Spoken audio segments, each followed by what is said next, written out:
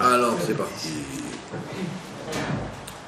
Voilà, nous reprenons notre cycle de cours en cet hiver 5773, Tafshin Gimel.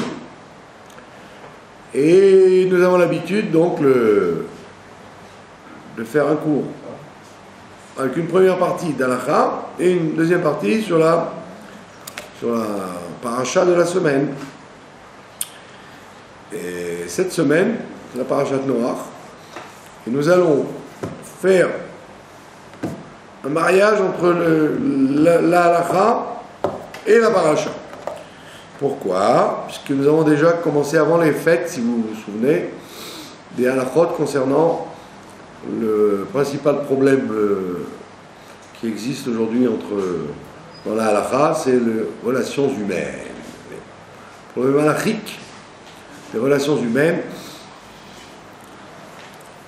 qui sont très souvent maltraitées par les conférenciers ou les rabbins qui préfèrent se concentrer sur des problèmes de nourriture ou des problèmes de ce qu'on appelle le rituel entre l'homme et Dieu, alors que l'essentiel de la réparation du monde pour amener le Mashiach, c'est de s'occuper de réparer les relations entre les hommes. Ben Adam la Chavero, ce qu'on appelle, entre l'homme et son prochain. Et ça, on a donc parlé des problèmes de prêt, d'emprunter, tout ce qui est lié avec l'argent, qu'il fallait bien connaître ces choses-là et bien les respecter pour éviter les conflits entre les individus. Et ça nous rejoint directement avec la paracha de Noach. Le Midrash, et Rachid le rapporte, il dit que bien que la génération du déluge a fauté dans l'idolâtrie, ils ont fauté dans la Gilo Yarayot, c'est-à-dire les relations sexuelles interdites, incestueuses. Malgré ces grosses fautes-là qu'on a notées chez eux, le décret final qui a détruit le monde, c'était qu'ils ont été jugés sur le vol, sur le gezel, sur le vol. Alors c'est absolument incompréhensible. Les fautes incestueuses ou d'idolâtrie sont passibles de mort. Plus tard, quand la Torah sera donnée, alors que le vol est simplement passible de remboursement avec une majoration pour dédommager le volé, ou alors, à l'époque du Beth Amikdash, autant il y avait un temple, au pire des cas, la personne elle est vendue comme ouvrier, un esclave qui était plutôt un ouvrier, qui remboursait par son travail le vol qu'il avait fait.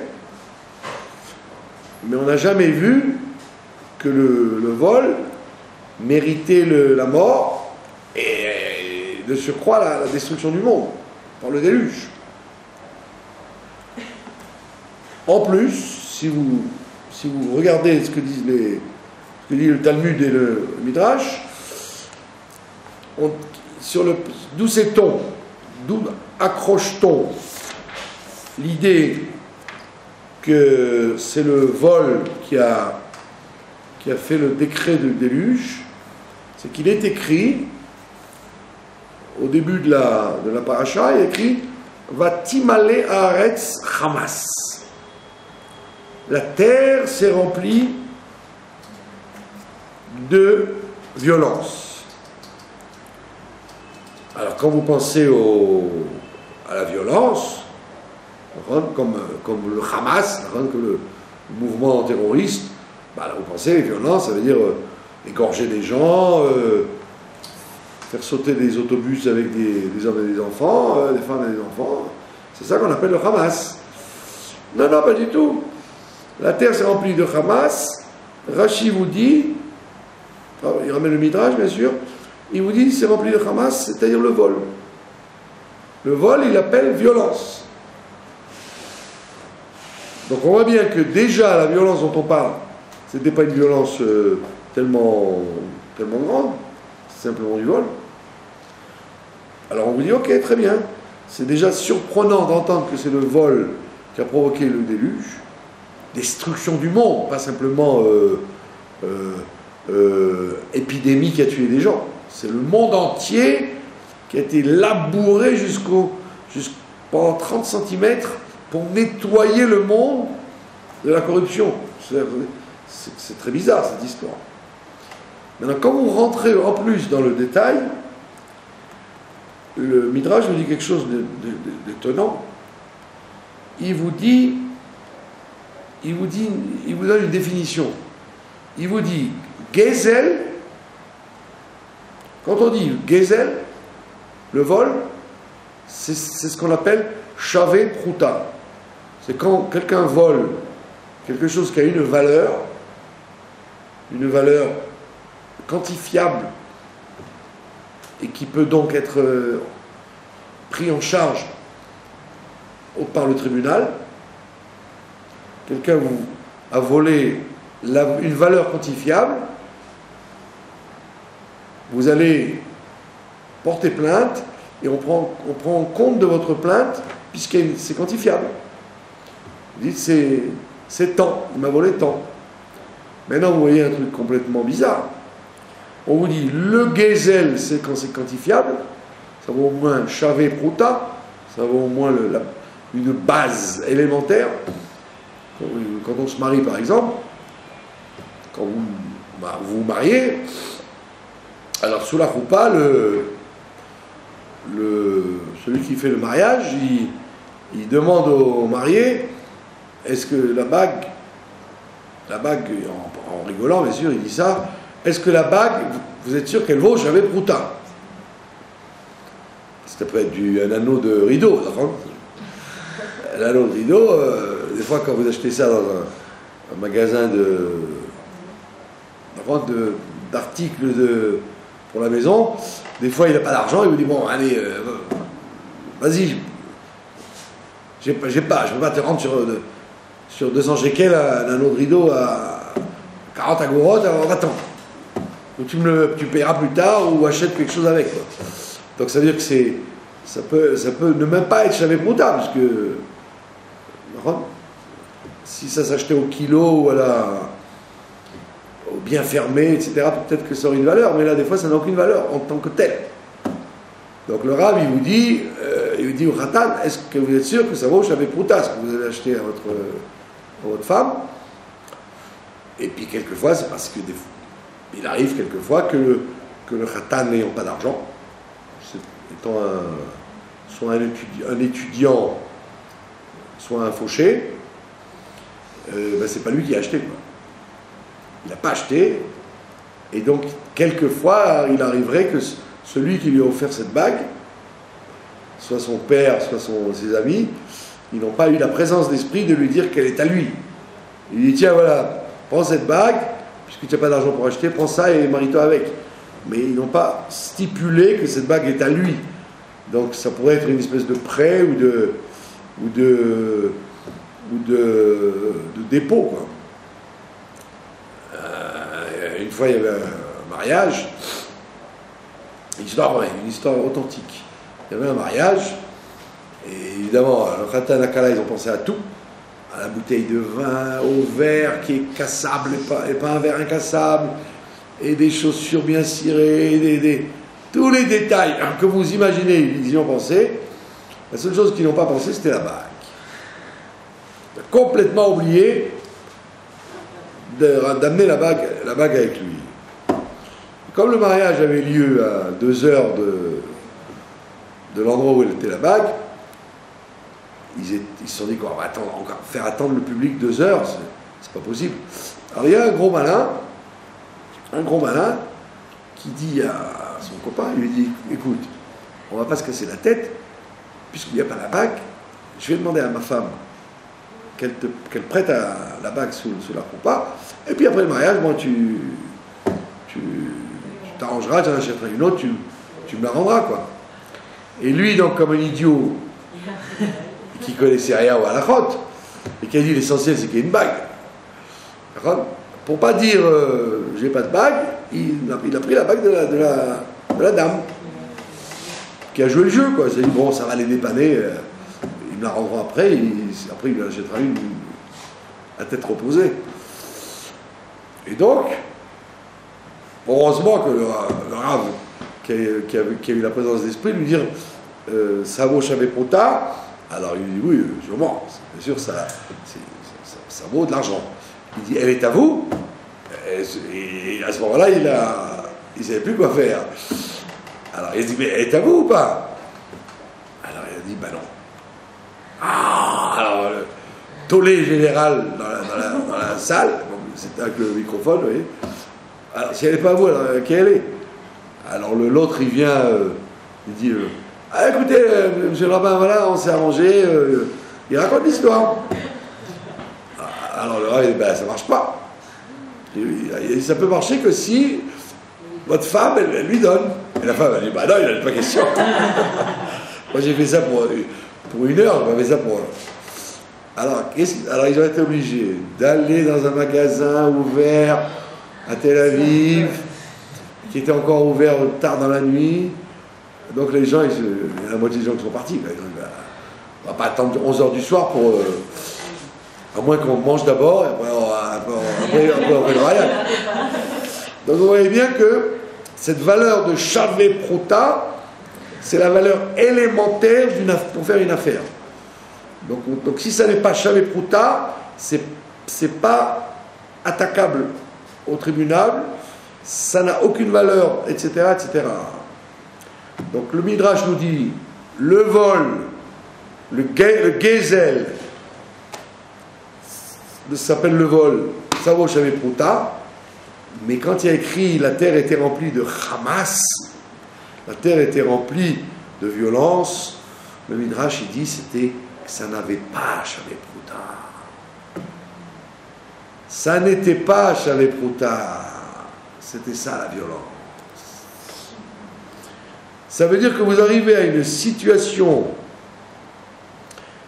halachique, enfin sociale, où en fait, en quoi il s'agit de violence, c'est que vous n'avez rien volé. Vous n'avez rien volé. Vous n'êtes pas, on ne peut pas vous attraper. Alors, vous avez une relation de vol, mais qui n'est jamais récupérable. Vous volez juste ce qui vous convient, mais qu'on ne peut pas attaquer au Beit Din. On ne peut pas l'attaquer au tribunal. Vous arrangez toujours pour exaspérer sans devoir rembourser. Donc vous utilisez les gens dans une mesure qui est ignoble. C'est comme dans le commerce. Théoriquement, le commerçant, il vous donne à goûter, par exemple. Il vous dit, voilà, j'ai des olives ou des gâteaux. Il incite les gens à goûter pour que les gens achètent. Il y en a qui ne vont pas acheter, ils ne font que goûter. Vous voyez? Donc ça, c'est du Hamas. Si tu goûtes, effectivement, pour montrer ta bonne volonté d'acheter, mais tu ne veux pas être déçu, alors effectivement, c'est bien, tu as rempli les conditions du vendeur. Le vendeur, il est d'accord que tu goûtes, parce que peut-être tu vas acheter. Mais quand pertinemment tu ne vas rien acheter, donc tu viens lui prendre une olive, et donc il ne peut pas t'attaquer, puisque cette olive ne vaut pas une prota. Aucun tribunal ne prendrait en compte une affaire comme ça, quelqu'un qui a volé une olive. Mais quand tout le monde vient le faire, le gars, il n'a plus rien à vendre.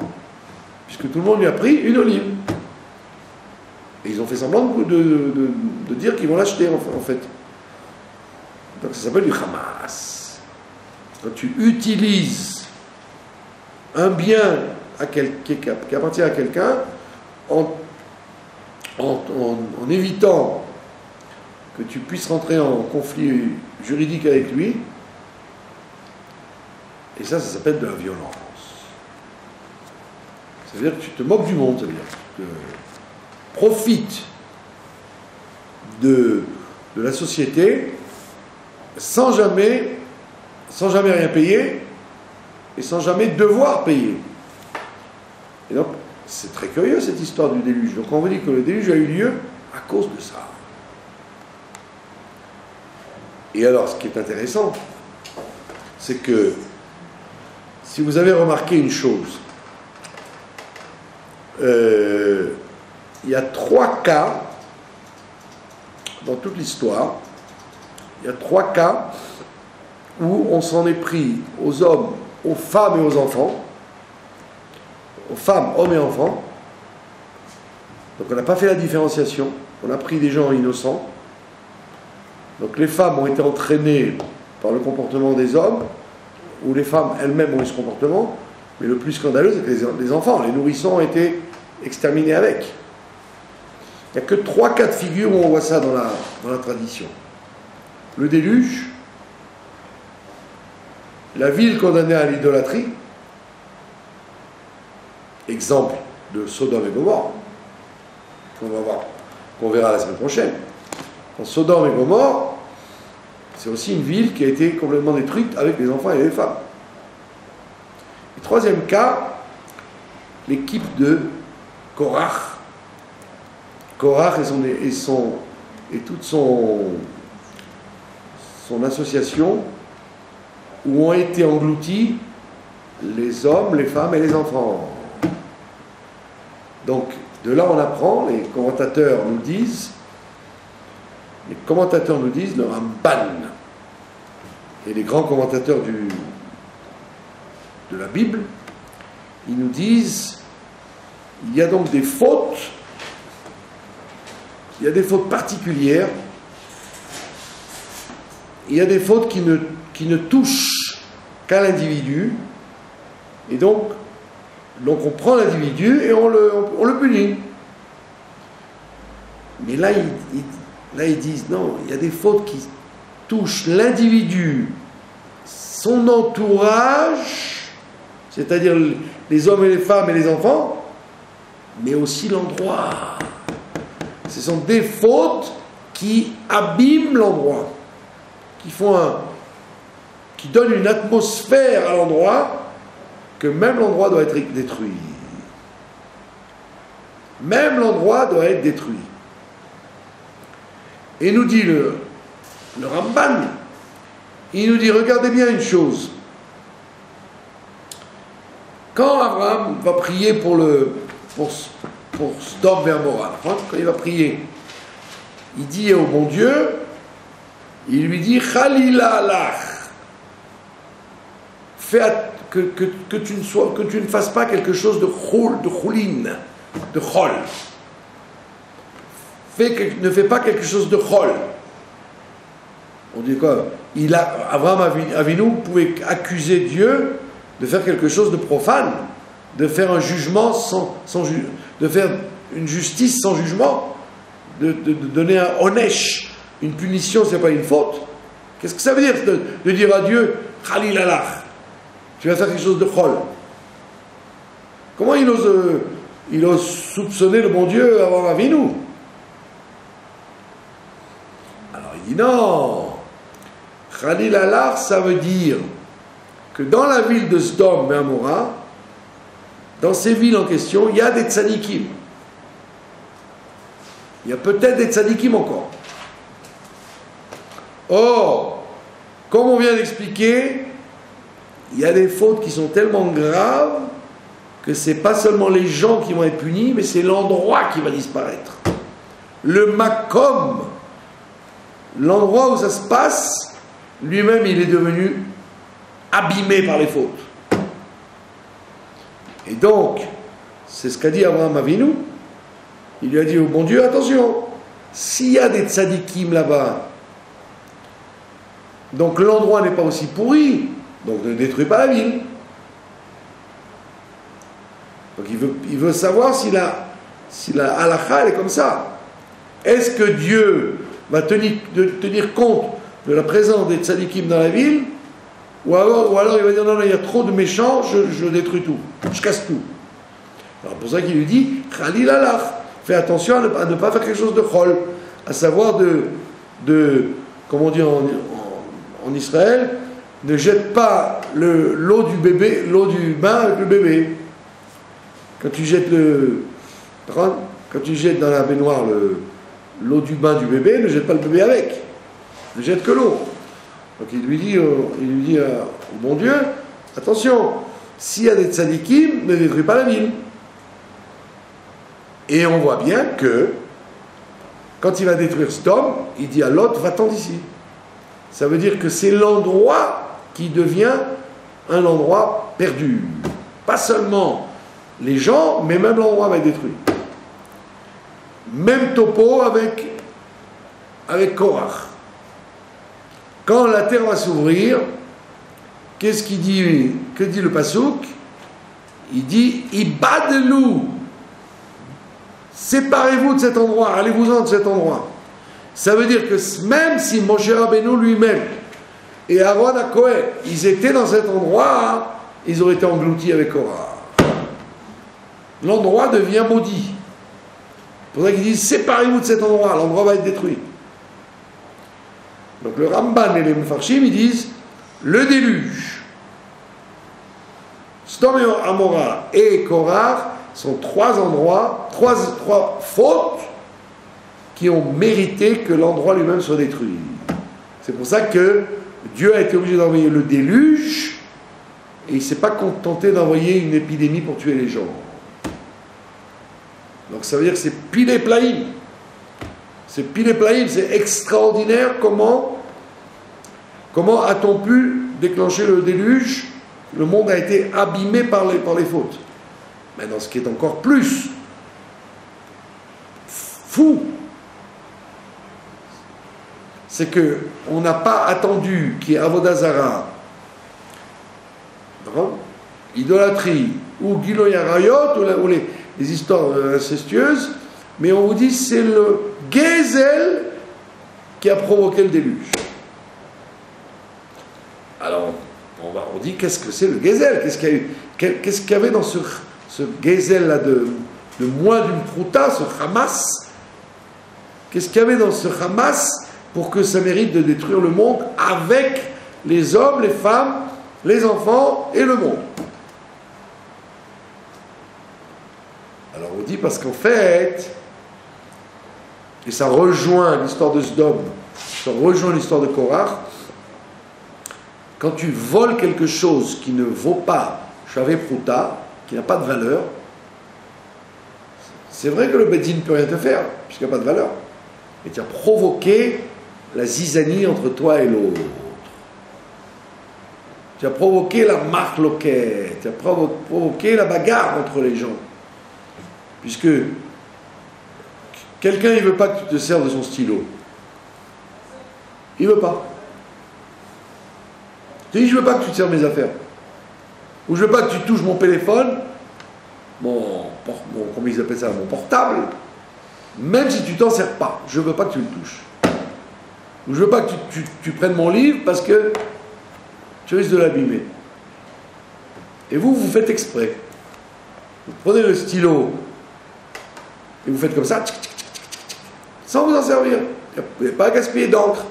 Donc votre utilisation ne vaut pas Shavé Prouta. Vous avez simplement bougé le déclic du stylo. Donc il ne peut pas vous emmener au tribunal puisque vous n'avez même pas utilisé l'encre. Le portable non plus, vous n'avez pas de téléphoner avec, vous avez simplement tripoté le portable. Exactement, qu'est-ce que vous faites? Vous faites du Hamas. Vous utilisez quelque chose qui est à l'autre, sans pouvoir être attaqué au tribunal, parce que sinon vous auriez dit, bah écoute, j'ai téléphoné, bah, je vais te la payer la communication que tu veux chez moi. Ah, tu veux pas la payer, bah, je vais t'emmener au tribunal. Ah oui, alors d'accord. Là, il y aurait un dialogue au tribunal, bon, monsieur, il faut payer, d'accord, je paye. Mais là, non, il n'y a rien. Il n'y a rien, mais qu'est-ce que j'ai fait? J'ai mis une atmosphère insupportable entre les gens. J'ai créé une marloquette dans les relations humaines. Et c'est ça qu'on te dit. Tu as créé une marloquette dans les relations humaines, donc c'est pas seulement les hommes, les femmes, les enfants qui vont être détruits, mais même l'endroit. Tu as transformé l'endroit en endroit insupportable. Et vous voyez bien que Sdom, c'était le même problème. On n'a pas détruit Sdom et Amora parce qu'ils faisaient là-bas pique-pendre au niveau Avodazara et Gilo Yarayot.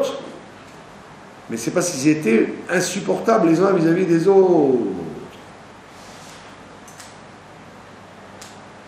Et la même chose avec Korach.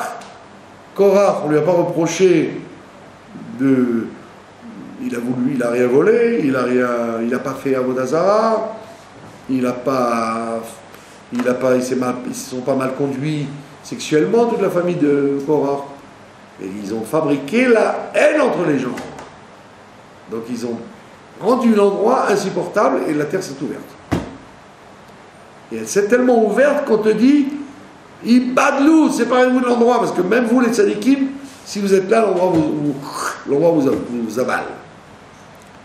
Donc on voit que, et c'est pour ça que vous voyez bien qu'on a relié la halakha avec la paracha, c'est qu'en fait, dans les relations humaines, il ne faut pas toujours dire, puisque je ne vole pas quelqu'un, je ne le vole pas, donc je n'ai rien fait de mal.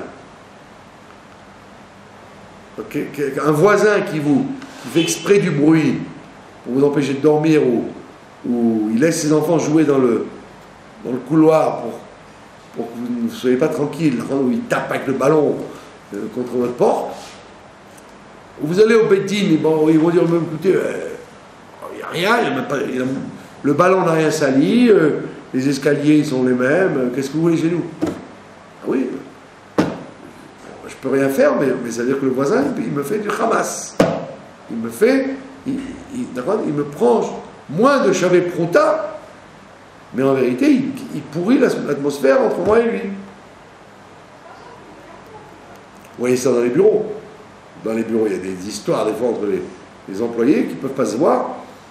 Alors, ils se tapent entre eux, mais sans que jamais ça puisse être traduit dans quelque chose de responsabilité. C'est quoi le Hamas? C'est quelque chose qui est impalpable. Vous voyez, puisqu'il n'y a pas de Shavé Prouta. Comment ça se traduit? Ben, ça se traduit dans le fait de fabriquer une atmosphère insupportable, ça s'appelle du Hamas. Et donc vous voyez bien que tout n'est pas forcément exprimable en valeur d'argent. Quand quelqu'un va dire tu me fais du nézek, tu me fais du nézek, tu me fais des dommages, alors la police va dire quel nézek? Quoi? Qui vous a volé? Non, mais il m'a fait un nézek. Allez le prouver. Donc ça c'est le sujet. Et alors si ça n'était que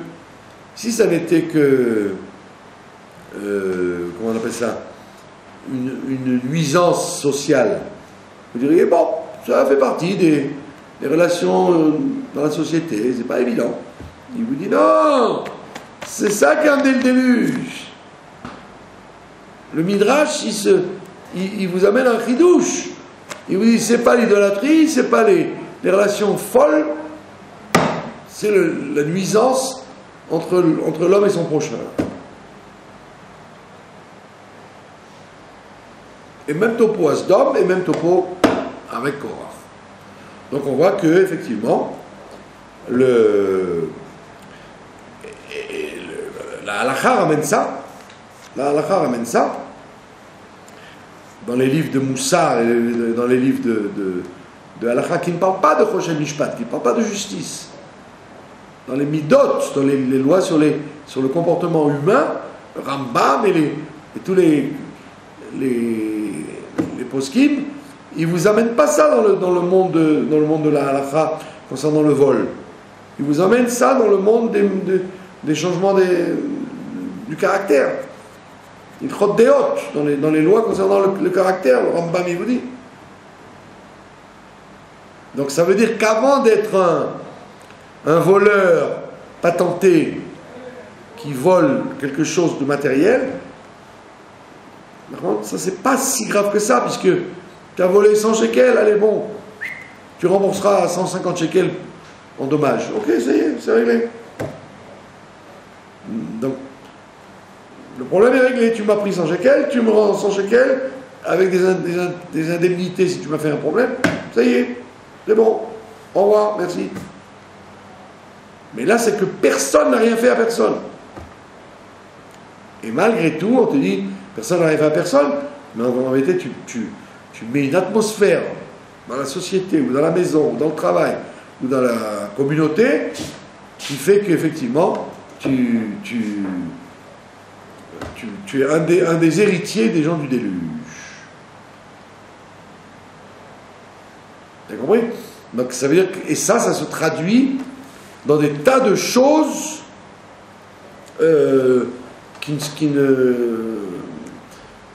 auxquelles vous n'auriez même pas pensé à Kippour.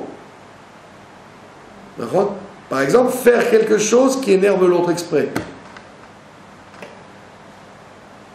Quelqu'un, votre conjoint, ou votre famille, ou vos amis, ou vos collègues de travail, ils ont horreur que vous fassiez ça.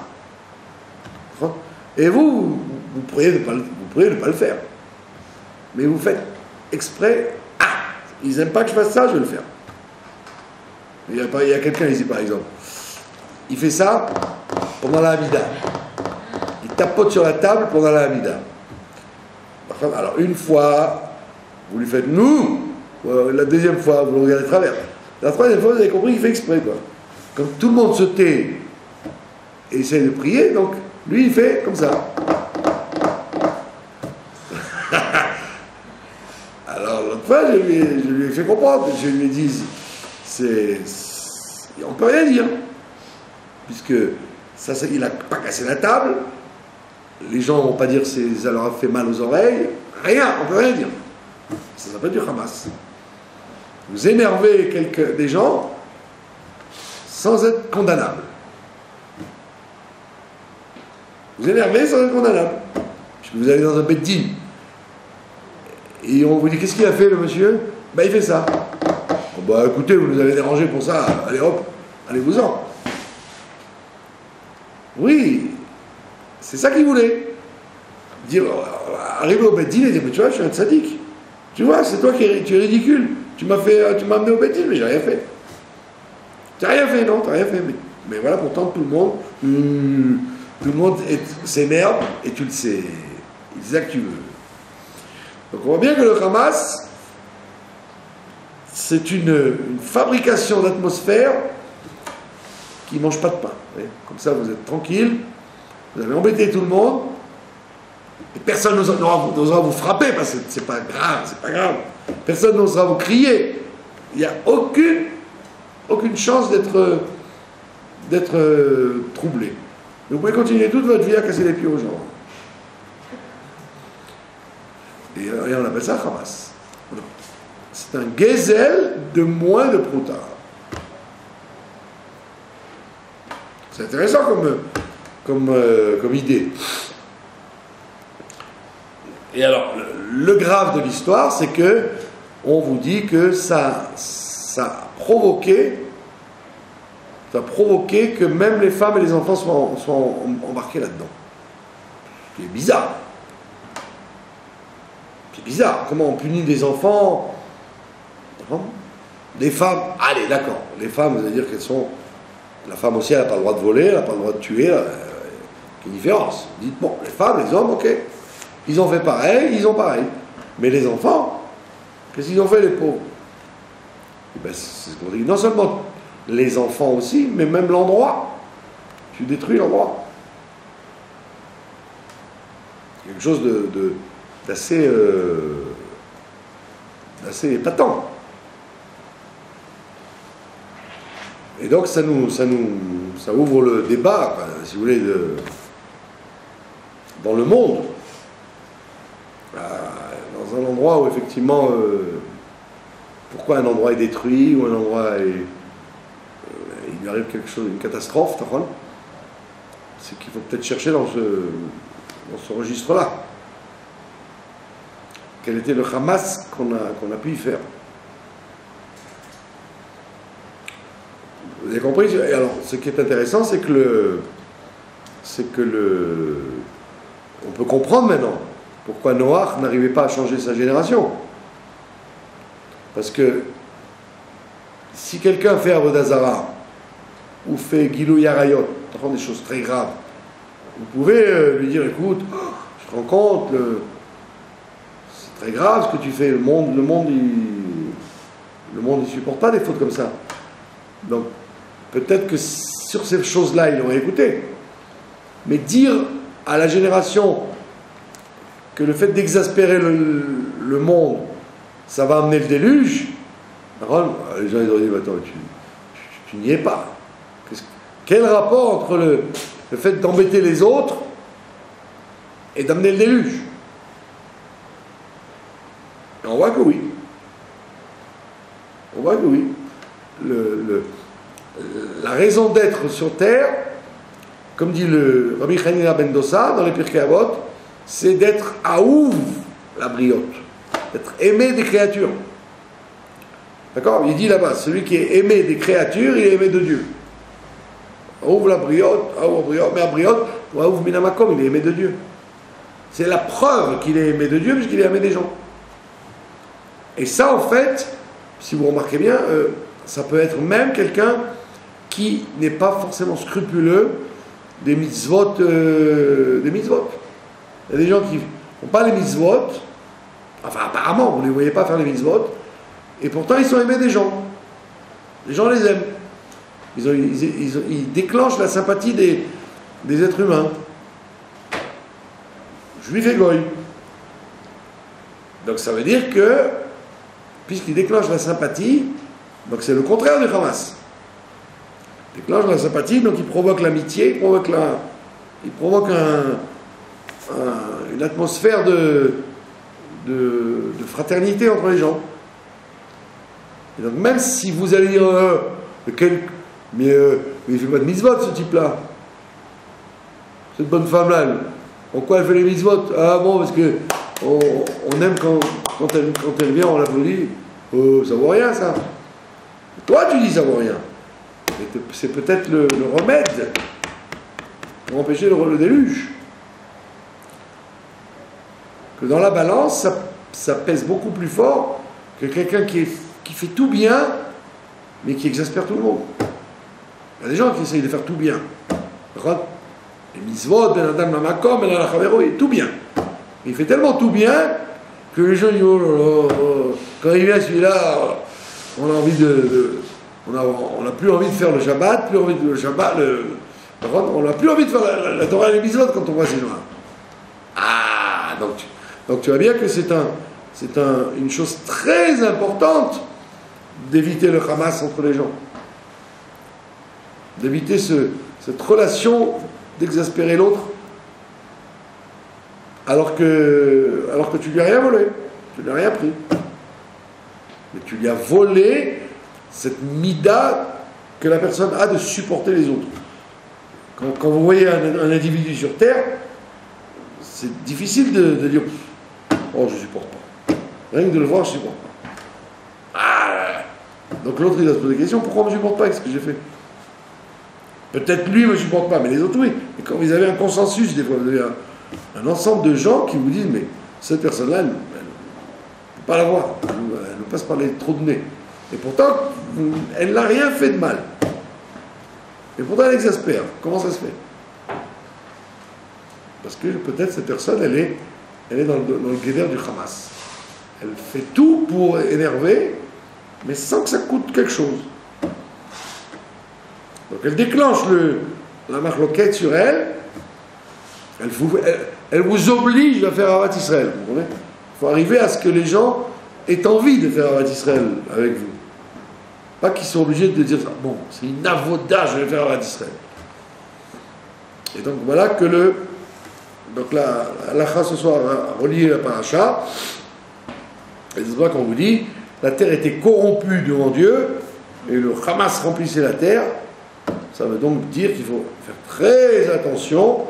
Si Rashi en plus en parle, il vous dit Hamas c'est Gezel, et Gezel de moins de Prouta. Ça veut donc il faut absolument faire très attention, comme dit le Rambam au début de son livre, que dans ce monde-là, on est venu pour faire avant tout Tikkun Amidot. On est venu arranger les mauvais caractères qu'on a, les mauvaises impulsions qu'on a. Et ça fait partie des choses de base qui empêchent la destruction du monde. Et donc, malheureusement, si vous voulez, s'il y a eu l'antisémitisme dans le monde, ça venait de ça. Que les gens, entre eux, ils se mettaient dans ils se fabriquaient des communautés où ils n'arrivaient plus à supporter les uns les autres. Et pourtant, on ne dit pas qu'ils se volaient les uns les autres. Mais ils n'arrivaient plus à supporter les uns les autres. Alors ça réveillait la mauvaise langue et des gens qui ne se parlent plus, et des gens qui... Alors qu'il n'y a rien de mal. Personne n'a volé, personne n'a transgressé, quoi que ce soit. Et pourtant, vous avez fabriqué une atmosphère infecte. Et on vous dit ça influence sur les murs, puisque ça peut provoquer la destruction de l'endroit. Ce que ne provoque pas d'autres interdictions de la Torah. Donc vous voyez que ça donnait un regard particulier à la paracha et à la halakha, et ça rejoint, si vous voulez, ce que la halakha amène dans le domaine du vol. Il y a le gezel financier, et puis il y a le gezel, le vol du sommeil, le vol de la confiance, le vol de la... Beaucoup de choses qui s'appellent du vol, mais qui n'est pas attrapable. Quand vous empêchez quelqu'un de dormir, quelqu'un veut dormir et vous le tapez au marteau en sachant qu'il fait la sieste, vous dites, j'ai rien volé, c'est ma maison, qu'est-ce qu'il veut chez moi? Donc, encore une fois, on ne peut rien vous faire, et pourtant vous avez volé. Donc vous n'avez pas eu l'idée que peut-être quelqu'un se repose à ce temps-là, quoi. Etc., etc. Donc voilà la morale de l'histoire, c'est qu'il faut devenir un pourchasseur de nuisances, même si elles ne valent pas une prouta. Et donc comme ça, on rendra le monde un monde dans lequel il fait bon vivre. Voilà. Je vous remercie de votre attention.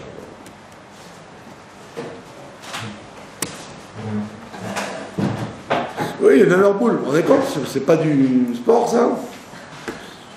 Si vous savez éteindre, c'est encore mieux.